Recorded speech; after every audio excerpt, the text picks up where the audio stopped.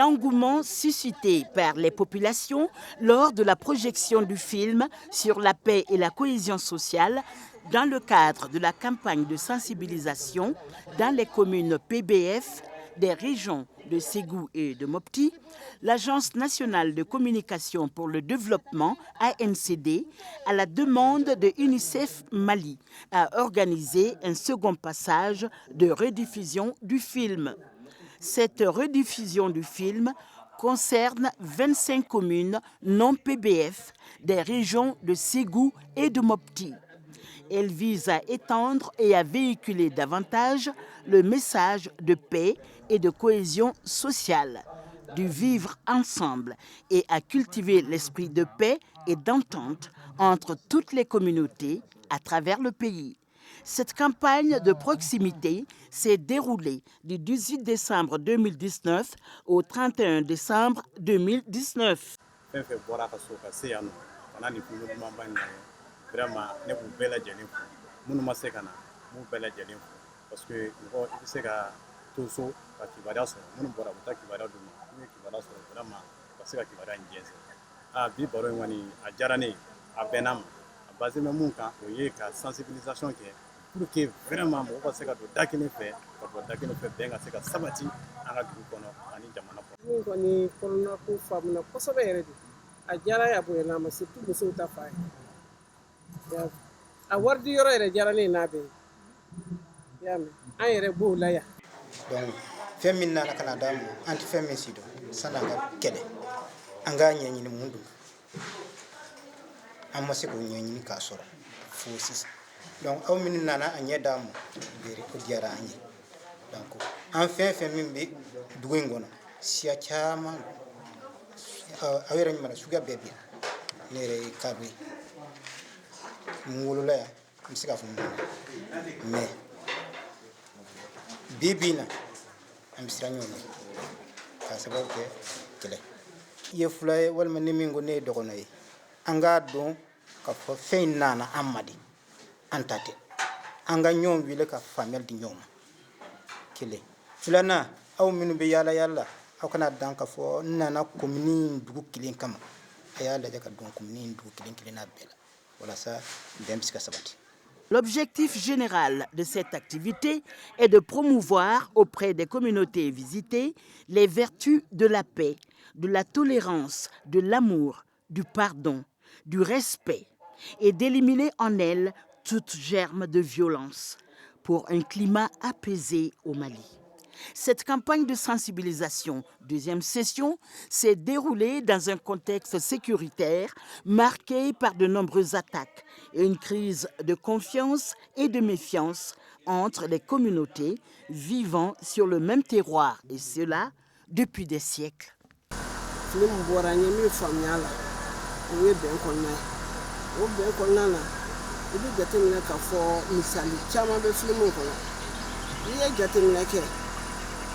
Sibika fɔ o b'a kɔnɔ sabula balawu wulila dugutigi kɛra sababu ye ka mɔgɔw sigi ka fɔ bɛn sɔrɔla a kɔnɔ bɛn min sɔrɔla a kɔnɔ a sababuya bɔra fɛnɛ an ka laadalako la parce que cɛkɛɲɔgɔnma fila min taara sisan nɔ ka t'u wele k'u sigi jiri kɔrɔ u y'a dɔn k'a fɔ nin ye laadala yɔrɔ ye kabiri lawale la i bɛ taa sɔrɔ o baaraw bɛ an ka jamana kɔnɔ ni bi tɛ. Diɲɛ in bɛ min kan tiɲɛ yɛrɛ la a taabolo kɔnɔ anw musow an ka baara an kan ka baara min kɛ sigida kɔnɔ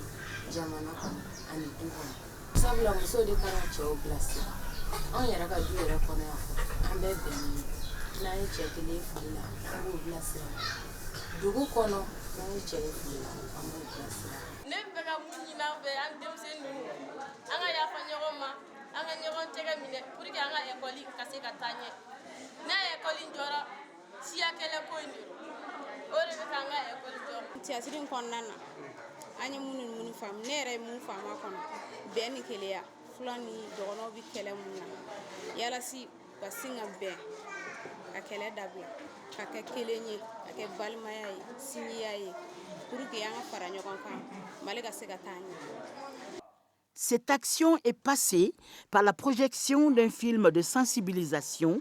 portant sur la paix et la cohésion sociale. suivi de causeries débats avec les communautés, avec la participation active des personnes ressources et des autorités locales.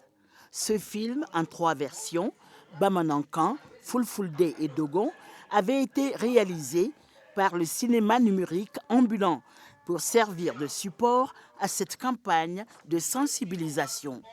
Des séances de projection débat ont eu lieu dans les communes de Konodimini, Sakoiba, Boussin, Saint-Zana, Somo, Niasso, Djeli, Kalasigida, Sirifila, Bundi, Oulan, Boukiwere et Ségouville dans la région de Ségou. Communes de Gundaka, Dandoli, Banyagara, Dukombo, Fatoma, Sio, Sokura, Kona, Fakala, Madjama, Ouro Ali, Nema Badenya Kafo, Dandougou, Fakala, dans la région de Mopti. Malgré le contexte actuel marqué par l'insécurité dans le centre du Mali, l'activité de projection du film de sensibilisation par l'Agence nationale de communication pour le développement ANCD a été bien accueillie par les populations et les autorités locales. Dans notre pays aujourd'hui, tout le monde sait qu'il n'y a pas la paix et nous cherchons la paix. Nous voudrons que ce film sert d'exemple dans beaucoup d'autres villages pour résoudre les conflits qui intéressent la population.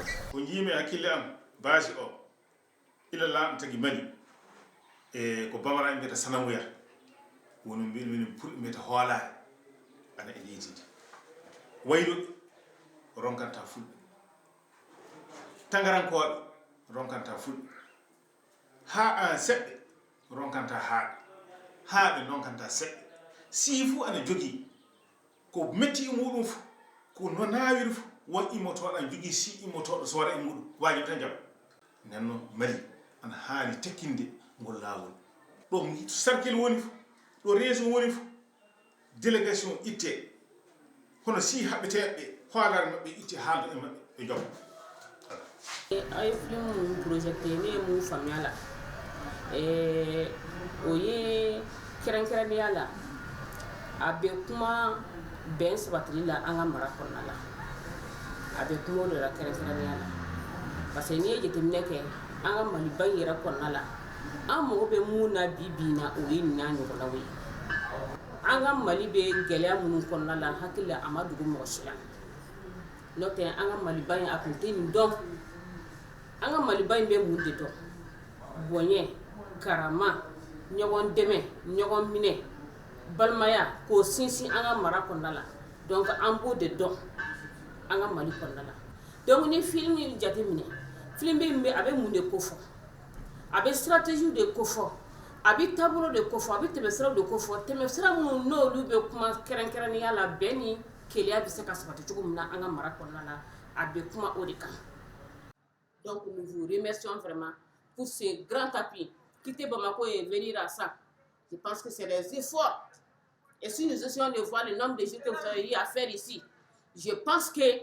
c'est des efforts que vous avez fournis. C'est des sacrifices que vous avez laissé vos familles pour venir nous appuyer dans cette communauté. Et aussi échanger avec nos communautés pour avoir leur avis. Je pense que c'est un sacrifice. N'importe qui ne peut pas faire ça. Il faut avoir aussi l'amour de ce service, de votre mission pour pouvoir réaliser cette mission. Les équipes de l'ANCD sont composées de 3 personnes, un animateur, un technicien projectionniste, un chauffeur assistant. Chaque équipe est appuyée par un superviseur. Avant toute intervention, les travaux préalables de préparation sont effectués par les équipes techniques, dirigées par le superviseur. Ces travaux consistent à contacter les responsables administratifs pour une autorisation à occuper les lieux publics, le choix de la date, l'heure, les gens à contacter, la visite des lieux pour évaluer les besoins en logistique et en termes d'organisation, la préparation de matériels divers et du transport de l'équipe. Généralement, Une séance de projection dure approximativement 1h30 de temps et touche des centaines de personnes. Une séance se compose d'une brève introduction par le chef d'équipe auprès du public, puis commence l'animation proprement dite.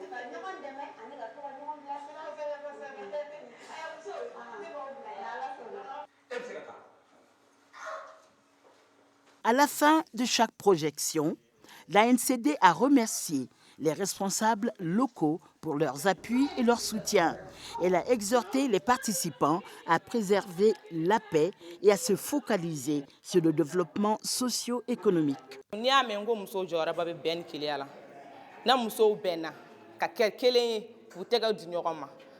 Par exemple, jɛnɛ muso bɛɛ k'u bolo di ɲɔgɔn ma u ka kɛ kelen u ka don da kelen fɛ ka bɔ da kelen fɛ cɛw kana bɛn sa n'u kɛra n'olu bɛnna ka kɛ kelen ka kɛ k'u tɛgɛ di ɲɔgɔn ma ka don da kelen fɛ ka bɔ da kelen fɛ a kɛra cogo cogo u bɛ se cɛw kɔrɔ. Foyi tɛ bɛn bɔ diɲɛ na foyi an ye fɛn fɛn kɛ ni bɛn t'a kɔnɔ a ko tɛ sigi sen k'a fɔ ko e siya k'a dɔ ye nin suraka in de bɛɛ la walima kɔrɔbɔrɔ a tɛ foyi ɲɛ. Bɔra ka ja min filɛ sisan ja in tiɲɛ yɛrɛ la a tɛ tɛmɛ nin kan parce que an ye ja in lajɛ an yɛrɛ sigilen fo n dusukun bɛ panpan ja in bolo parce que ja in tɛ dɔwɛrɛ ko fɔ a bɛ bɛn ani keleya de ko fɔ. Ne yɛrɛ ye min sɔrɔ ja in kɔnɔ a bɛ bɛn kuma fɔ an nana bɛn kuma de la parce que bɛɛ b'a kalama bi jamana bɛ lahala min kɔnɔ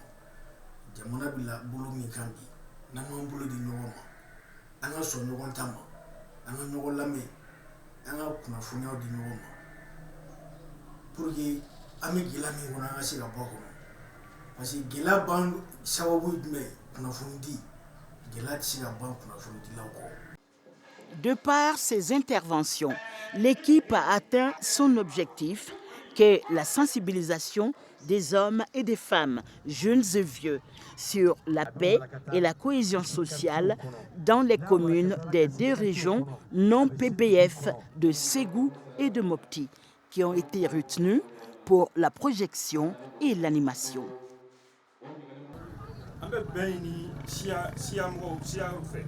Siya bɛɛ kɛ bɛn k'a dɔn k'a fɔ bon depuis lawale siyaw sigira u sigira bɛn kɔnɔ o bɛn in kelen in o kan ka continuer bon bɛn kan ka ɲini diinɛmɔgɔw fana fɛ hali ni diinɛmɔgɔw bɛ bɛnko la wajiliw la u kan kɛ kuma bɛn kan politikimɔgɔw faut que an ka sigi kɛ kuma sigi ka kuma in o bɛ na ni bɛn o bɛ bɛn sabati jamana kɔnɔ kosɛbɛ jamana mago de b'o la kosɛbɛ a ye jateminɛ kɛ jamana caman mɔgɔw kuma min bɛ kɛ Mali kɔnɔ yan mankan min bɛ kɛ Mali kɔnɔ yan o tɛ jamana caman mɔgɔw kɔnɔ an ka ɲɛsin bɛn na ni bɛn sabatira baara bɛ se ka kɛ ni baara sabatira donc lafiya bɛ na et puis jamana bɛ yiriwa quoi. An ye min lajɛ sisan kɛlɛ de tun b'u ni ɲɔgɔn cɛ nka fɔ ka bɛn kama u nana ka na bɛn fo ka kɛ kelen ye an y'o de y'a kɔnɔ o kuma jamana yɛrɛ n'an yɛrɛ fɔra ka bɛn fɛn bɛɛ bɛ bɛn de kɔnɔ ni bɛn tɛ yɔrɔ o yɔrɔ min o jamana in nafa t'a la. Welewelekan bɛ ne bolo ka sin an ka dugu mɔgɔw ma ani an ka dugu kɛrɛfɛ mɔgɔw ma ka di ne ye bɛɛ k'a kɛ komi n'a fɔ an ka sigida bɛ cogo min na ka bɛɛ kungo ka kɛ kelen ye ka tɔntiniw kɛ yaasa bɛɛ bɛ se ka ɲɔgɔn dɔn ka projet monter yaasa bɛɛ bɛ se ka kɛ kelen ye i komi n'a fɔ nakɔ kɔnɔ baara in ka fɛn wɛrɛ kɛ min t'o si ye quoi. Yaasa bɛn ni keleya bɛ se ka sabati an ka dugu kɔnɔna na cogoya min na. Dɔnku se dugudenw ni jamana kɔnɔdenw ma an ka sigi ka fɔ don ani ɲɔgɔn cɛ an ka kɛ kelen ye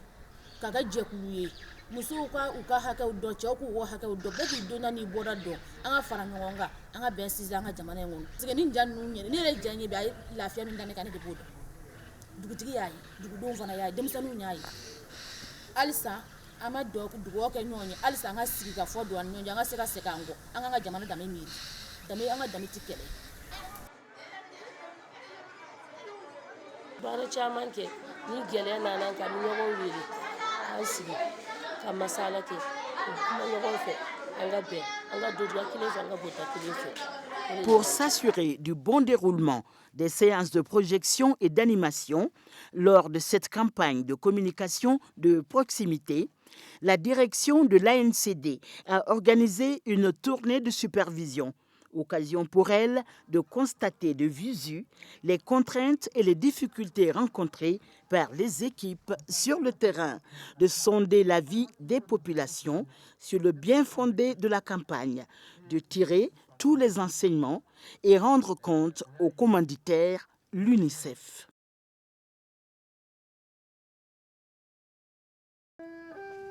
Pour promouvoir l'entente, cultiver la paix et la tolérance, il convient d'élargir cette action de sensibilisation à d'autres communes qui n'ont pas encore bénéficié de cette communication de proximité en 2019.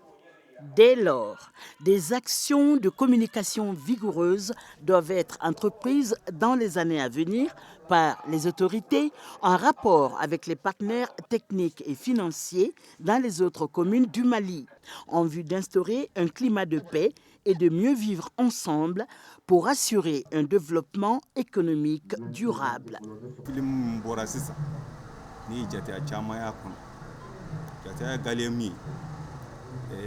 Ni an ka jamana yɛrɛ jateminɛ bi insécurité fan bɛɛ fɛ insécurité totale mais k'a ye ninnu kana ni filimu in siyɔn anw ɲɛ kɔrɔ a ye ko caman jigin an kɔnɔ parce que filimu in boli tɔgɔyara an nana ye k'a fɔ maa kelen se ka ko dilan jama de bɛ se ka ko dilan wa fo jama kafolen o ka kɛ denmisɛnnin jama ye o ka kɛ baliku jama ye o ka kɛ muso jama ye fo mɔgɔw ka kɛ ɲɔgɔn de kan sika kuma bamananw b'a fɔ ko sika fɔ ko de ye dami ye fitinɛ ko jamana wɛrɛ mɔgɔ de bɛ kan an kɛlɛ mais bi a bɔr'o la a kɛra yɛrɛ kɛlɛ o yɛrɛ ni kɛlɛ fɛ tun o kɛra siya woloma ye nin ye a kɛ nin fa la donc ne bɛ to ni o sonja in kɔnɔ ni ne fana ni ala ye n bɔ n yɛrɛ la n b'a fɔ n ka n fa ta juru sara a la donc o kɛlɛ de bɛ an bɛ don min kɔnɔ fɔ bi jamana kɔnɔ anw denmisɛnninw ka jɔyɔrɔ ye min ye o hukumu kɔnɔna na o ye de fɔ anw denmisɛnninw an ka sigi an ka kɔnɔ ɲɔgɔn ye an ka bɛn. Ni kunnafoni yɛrɛkɛla ten nɔ k'a fɔ bɛɛ bi basi o ka fisa dɛ Mali bɛɛ a dɔgɔmani tɛ a kumaba tɛ a fitinin tɛ a fɛn wɛrɛ tɛ a bɛɛ ka kan ka basigi de ɲɛɲini fɔlɔ n'o sɔrɔla o kumana an ka Mali kɛra Mali ɲɛnama ye an ka silamɛya bɛ se ka tabati an ka hɔrɔnya min kun bɛ min y'an ka danbe kɔrɔ ye o fana bɛ se ka tabati nka bɛn sɔrɔli o de ka gɛlɛn